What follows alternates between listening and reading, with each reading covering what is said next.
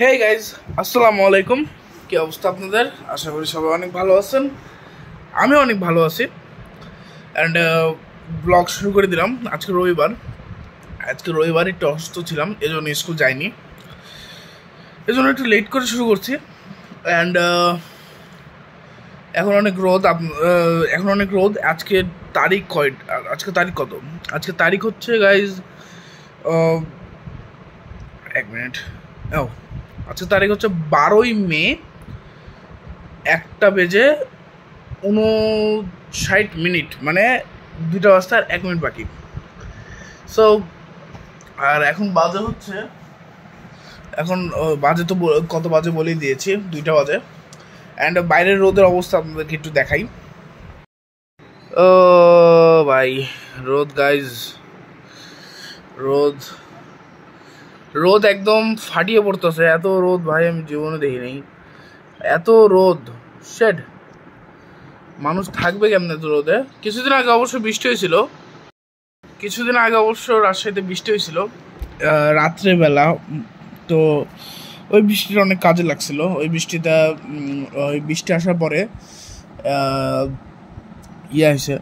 বৃষ্টি আসার পরে হচ্ছে ঠান্ডা হয়েছে রাজশাহী। অ্যান্ড ভ্লগ ডেইলি আসতেছে না, এটার জন্য সরি গাইজ।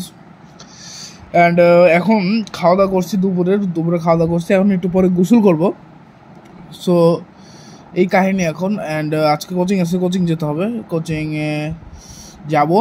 অ্যান্ড এই গরমে অবস্থা খারাপ হয়ে যাচ্ছে, তাও এসি দিচ্ছে না। এসিতে সবসময় থাকতে ভালো লাগতেছে না, মানে যখন এসি থাকে না, মানে বাইরে থাকি, তখন মনে হয় যে এসিতে থাকি বা এসিতে যাই।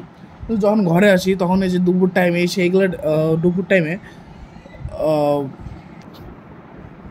আর আজকে অনেক খারাপ অবস্থা। কি বলতে চাই যেন আটকে গেছি, মনে নাই। কথা মনে পড়লে আবার বলবো।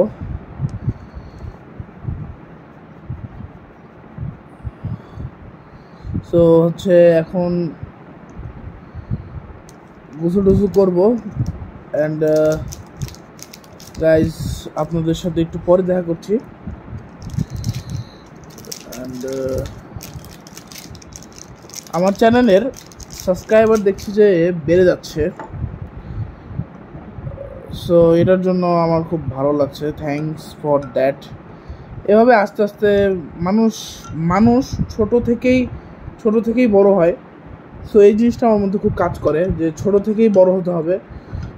ছোট আছি তো কী হয়েছে, মানে বয়সের দিক দিয়ে নয়, যে সাবস্ক্রাইবার বা সেই দিক দিয়ে আস্তে আস্তে এটা জাস্ট আমি শখের জন্য করি। এটা আমি কখনোই ফেমাস হওয়ার জন্য করি না।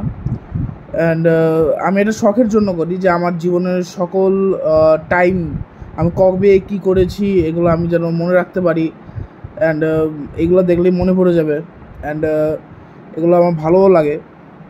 অ্যান্ড গাইজ, আমি মারা যাওয়ার পর হয়তো এগুলো দেখবে মানুষ। অ্যান্ড যাই হোক, এগুলো করতে আমার ভালো লাগে। অ্যান্ড এটা আমি ফেমাস হওয়ার জন্য করি না, আমি এটা হচ্ছে শুধুমাত্র শখের কারণে করি। আর নিজের টাইমগুলোকে আবার মনে করার জন্য, এই জন্যে আমি কিন্তু এটা শুরু করেছি, কোনো উদ্দেশ্য ছাড়া। আর আপনারাও এই জিনিসটা ফিল করতে পারবেন যে হচ্ছে বাংলাদেশের সবচেয়ে কম বয়সী কার চালাতে পারে এমন ছেলের ব্লগ দেখি আমরা। এটা আপনারা বলতে পারবেন যে বাংলাদেশের সবচেয়ে ছোট কার চালাতে পারে এমন ছেলের ব্লগ আমরা দেখি। অ্যান্ড আশা করি আমার ব্লগগুলো আপনাদের ভালো লাগে। অ্যান্ড সেটা আপনারা কমেন্ট করে জানাতে পারেন আমার ব্লগগুলো আপনাদের কেমন লাগে। অ্যান্ড অবশ্যই জানাবেন, আমার জানালে ভালো লাগবে। আর লাইক করে দিয়েন, হ্যাঁ, আর কিছুই না। সো গাইস, আপনাদের সাথে একটু পরে দেখা করছি। সো গাইস, এখন আমি যাচ্ছি হচ্ছে কোচিংয়ে। অ্যান্ড কোচিংয়ে যাচ্ছি এখন। সো কোচিং থেকে এসে দেখা হচ্ছে গাইজ। এখন কোচিংয়ে যাই, কোচিং থেকে এসে দেখা হচ্ছে গাইজ। চলে আসছি কোচিং থেকে গাইজ, এখন চলে আসছি। অ্যান্ড এসে দেখছি যে এখানে হচ্ছে একটা পিৎজা, এখন পিৎজা খাবো। অ্যান্ড এটা আমার আম্মু হয়তো আমাদের জন্য অর্ডার করছে, সো এই পিৎজাটা খাবো এখন। অ্যান্ড এখন বাজে হচ্ছে প্রায় 7:45 অ্যান্ড পিৎজাটা দেখতে ভালোই মনে হচ্ছে। সো এখন পিৎজাটা খাবো। এটা কোথাকার? সো গাইজ একটু পরে দেখা করছে আপনাদের সাথে। সো গাইজ এখন খাবো পিৎজা গরম করার পর পিৎজাটা আরও ভালো লাগতেছে।